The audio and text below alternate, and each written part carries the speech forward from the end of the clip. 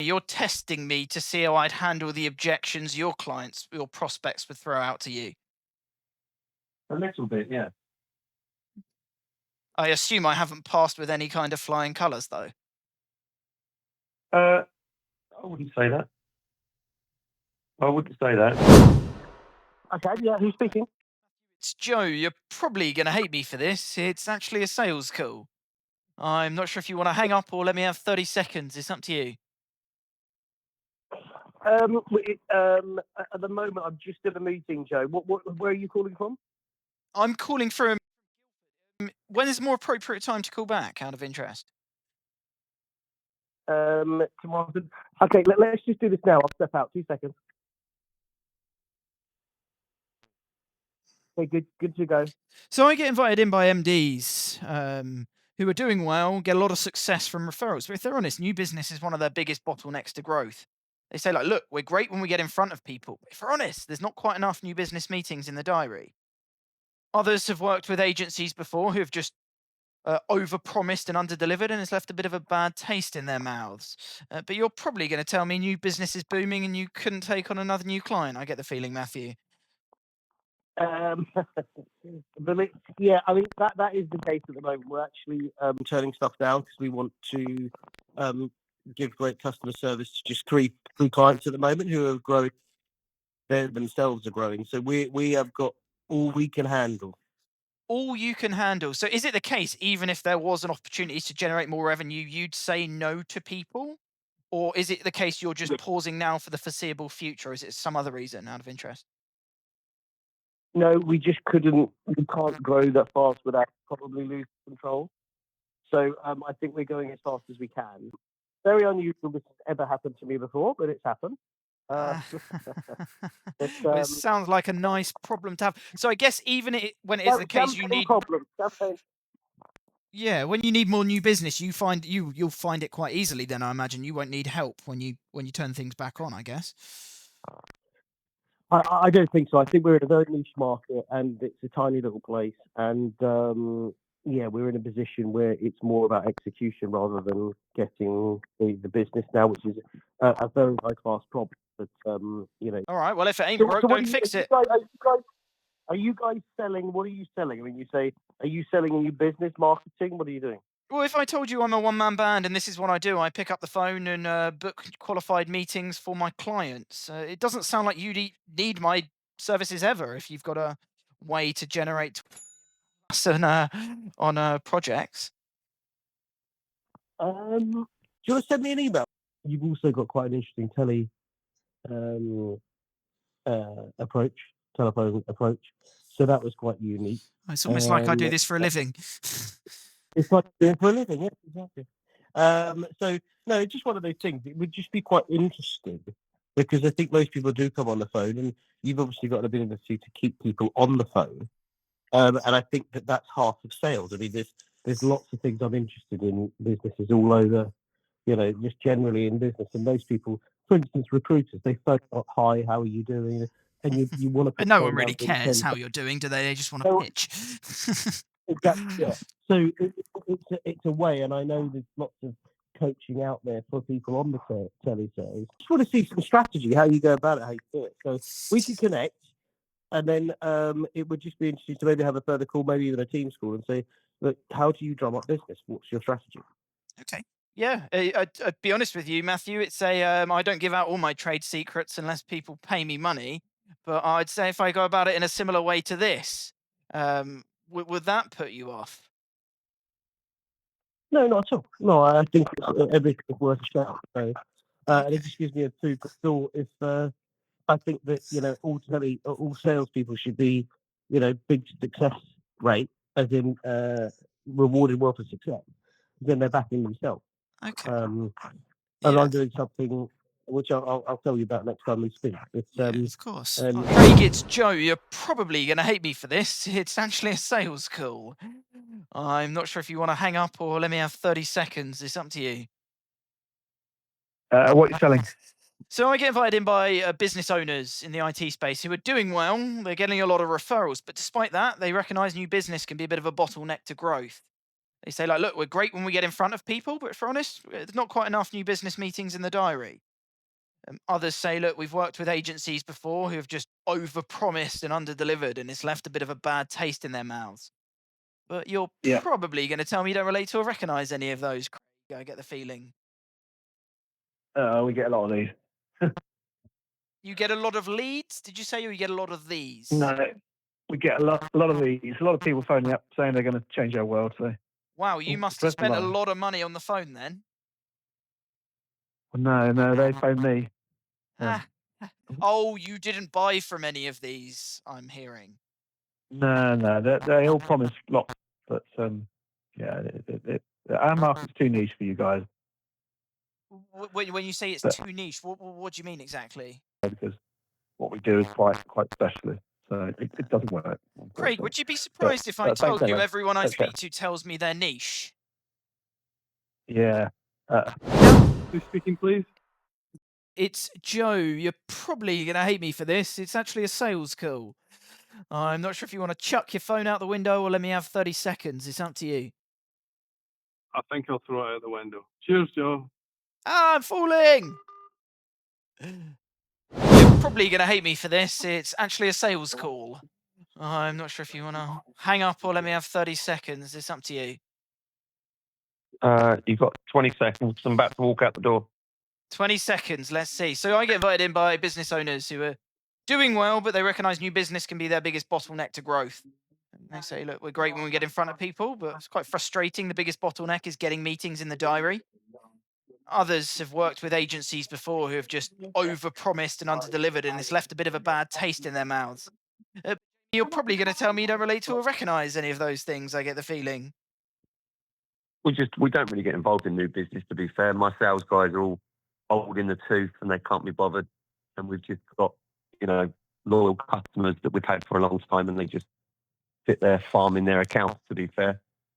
Okay. Okay. So is it the case that you, because of that, you're still hitting targets and there's no need to farm new business? Or is it the case you would like We don't to, they're really, just not yeah. bothered about doing it?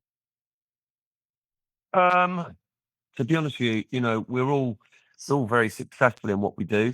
Yep. We've got more work than we can handle, and we just don't. We haven't got time or the patience or the hunger to go out there and get new business. All my guys are very successful, and we're only a small company, and we've been keeping those customers, loyal customers, for years, and we just keep getting that retained business. Whereas Wow. It sounds if like I was it's, at another company, like I say, I've worked everywhere before, and yeah, our new business is always the key, but here it's just not. yeah. It's So not is it the case interesting. there's no need to change at all as you're going well? Or is it the case you might want to change in the future if you were to lose clients? Possibly if we lose clients, then yeah. I mean, listen, if we lost all of our clients, um, then yeah, we'd have to go and get new clients, right? Um, Hmm. but I've got 100 people in my outbox that you know that have these sort of calls. Got it. Got it. But not a foreseeable thing that you anticipate by the Not a sounds of it. foreseeable thing. We just haven't got the time. I was going to hire some new business sort of phone bashers, and just give them a load of databases and get them to pump it out. But again, I just don't have the time to oversee it. Um, you know, so it's something I may look at in the future. But for now, Yeah, it's the bottom of my I'm list. struggling to see why you would change though. Why you'd even bother doing that if you're doing so well without it. It's just that if I was to hire, my guys won't do it. Do you know what I mean? Are So they if I reluctant was or to not hire in motivated to pick up the phone? Is that what you're saying? both, really, you know, all my guys, they're in their late 40s, early 50s. They've been doing it since they're 18. They've got, you know, they deal with some of the biggest customers out there, and they're just so busy dealing with that. They haven't got the time to sit there and stop what they're doing to make a cold call. Do you know what I mean? Just haven't got the time or Okay. want. But at some point, like I say, I might hire a new business, young, hungry person that can sit there banging the phones all day long. But only at a point when I've got the time to oversee that and manage it. But yeah, well, let me ask you this, Jamie. Let's pretend I could do that for you and could provide you the oversight you needed with minimal contact, but the control that you needed. I'm assuming it's So just is your you don't have the company headspace like for you've it. got people there that would sit there and make phone calls, right? Is that what you're saying? If I told you I'm a one man band, this is what I do. These are the conversations I have. Would that put you off? no, I do want to get someone new businessy in, but then again, like there's still the whole, we're very niche. Of Can I ask a you and really I having blunt question, conversations. Jamie? You know, It sounds like this is just a lot of effort for you. Have you given up needing to do anything like this? to grow the business to the next level, at some point, being the managing director, I've got to look at some growth platforms. I've spoken to lots of people about this sort of stuff, and some of them are very, they give up in 5 minutes, or they don't sound, or they're super forceful, or this, or they're not listening to what I'm saying. But I'm happy to, if you just send me your details, and I'll put it in Okay. there. Is this what you're doing? You're testing me to see how I'd handle the objections your clients, your prospects would throw out to you. A little bit, yeah. I assume I haven't passed with any kind of flying colours, though. Uh, I wouldn't say that. I wouldn't say that. I'm happy to have a conversation with you. You can say no to me, Jamie, if you don't want me to call you back, though. You can call me back. You've got to get me at the right time. And if Got it's it. not the right time, I'll tell you. Got it. You're probably going to hate me for this. It's actually a sales call. I'm not sure if you want to hang up or let me have 30 seconds. It's up to you. Go on, what's it regarding? 30 seconds, let's see, Ben. So I get invited in by MDs of IT businesses who are doing well, get a lot of business from referrals. But if they're honest, new business can be one of their biggest bottlenecks to growth. They say, like, look, we're great when we get in front of people, but it's quite frustrating that maybe we're falling short with enough new business meetings in the diary. Others have worked with agencies before who have just overpromised and underdelivered, and it's left a bit of a bad taste in their mouths. But you're probably going to tell me you don't relate to or recognize any of those, Ben. I get the feeling. Well, how do you do it, and what's your model? Is it telemarketing or digital marketing? Yeah, fair question. If I said I'm How a do you help? one-man band and what I do is I use the telephone as my channel to help address those things, what would Yeah, you say? we did move away from telemarketing completely, although we are thinking about whether that was the right thing to do, but not in a full-time capacity. Which Okay. obviously, if it is outsourced, that is clearly isn't going to be full-time. Okay. Out of interest, Um, what made you but move away from telemarketing? Out of interest. um, it wasn't working very well. We telemarketers were difficult to manage. Um, we were getting lots of meetings, but very low on quality. And we decided to move to a sort of purely digital approach where we would get a lot less opportunities, but probably better opportunities that were far Ah, more likely to moved to a convert, digital approach. which has worked. Although what we've found is we see lots of activity of people engaging with emails, engaging with our website, lots of different places, but probably just stopping short of contacting us or booking a meeting. So what we realised is we probably need someone to actually proactively follow up those people, but Okay. You need to do there's them not both in enough work there. It's unison just by the sounds of it. correct, but there's probably not enough work there to justify a full-time person to do that. Uh, Okay. so we have been talking about how we approach those people, whether we've tried existing people here, which hasn't really worked because no one really wants to do it and they'd rather get on with their main day job. We've floated ideas of whether we just employ part-time people or whether we go for salespeople who also do a bit of calling, which is something we've tried to steer clear of in the past. How come out of interest? Just because if, let's say, a salesperson has a meeting tomorrow and a proposal to write, we found they would just spend all their time doing that to avoid calling people because clearly Mm. it's not much of a fun job telemarketing. A lot of people don't find it. And they often, if there's anything else they could be doing instead of that, they tend to do that. Yeah. Yeah. When we've had full-time telemarketing people, The good ones are great, but there's probably a shelf life on them because they want to progress. Yeah. And the ones that aren't very good are just a headache That sounds quite to frustrating, manage. Ben, that you had people that were Yeah, reluctant or not motivated to do their own job. yeah, absolutely. Okay. So just to summarize, so you used to do telemarketing on its own, but you've moved away from it to go down the digital marketing.